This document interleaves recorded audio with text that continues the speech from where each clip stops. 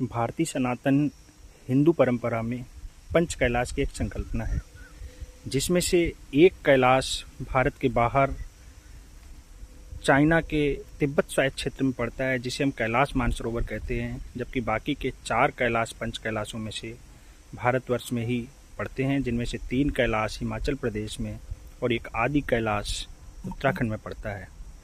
जहाँ तक बात है कैलाश मानसरोवर की, अपने आप में कुछ अद्भुत रहस्यों को समेटे हुए है। ये कैलाश मानसरोवर चोटी जो कि तिब्बत के स्वायत्त क्षेत्र में पड़ती है, वास्तव में यहाँ पर एक इमोर्टल सिटी है।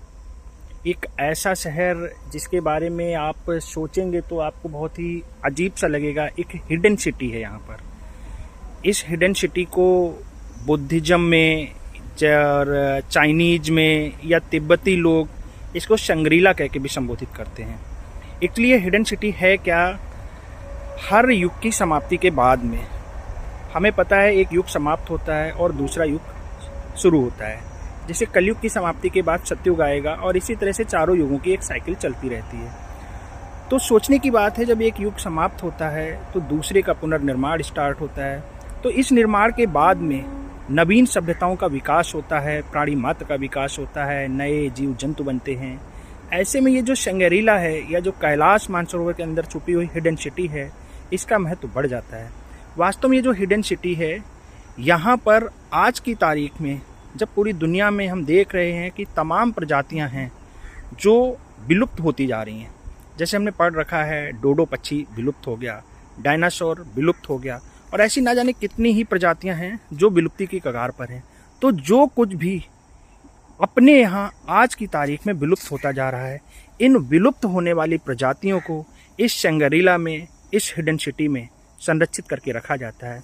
और इनको इसलिए संरक्षित किया जाता है ताकि भविष्य में जब एक युग समाप्त होगा, अभी कलयुग चल रहा है, जब कलयुग समाप्त होगा और आगे इस साइकिल के अगले क्रम में जब सतयुग का आरंभ होगा, तो वापस से हमें इन प्रजातियों की ज़रूरत पड़ेगी और तब शायद इसी शंग्रीला से ये प्रजातियां निकल करके बाहर आएंगी।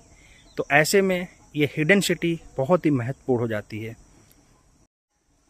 जैसे हम लोग जानते हैं कि चेस का खेल खेलते हैं, लूडो खेलते हैं या कुछ ऐसे ही अन्य भी खेल। स्पेशली अगर चेस की बात करें तो आप जानते हैं चेस में हाथी, घोड़े, ऊंट तमाम ऐसी चीज़ें होती हैं। और 2 खिलाड़ी जब खेलते हैं तो हम एक दूसरे की गोटियों को काटते हैं। फिर हम क्या करते हैं कि उन गोटियों को काट के फेंक नहीं देते ना, उनको चेस बोर्ड से हटा के नीचे रख लेते हैं। जब खेल समाप्त होता है तो वापस उनको बक्से में बंद कर देते हैं, बॉक्स में बंद कर देते हैं।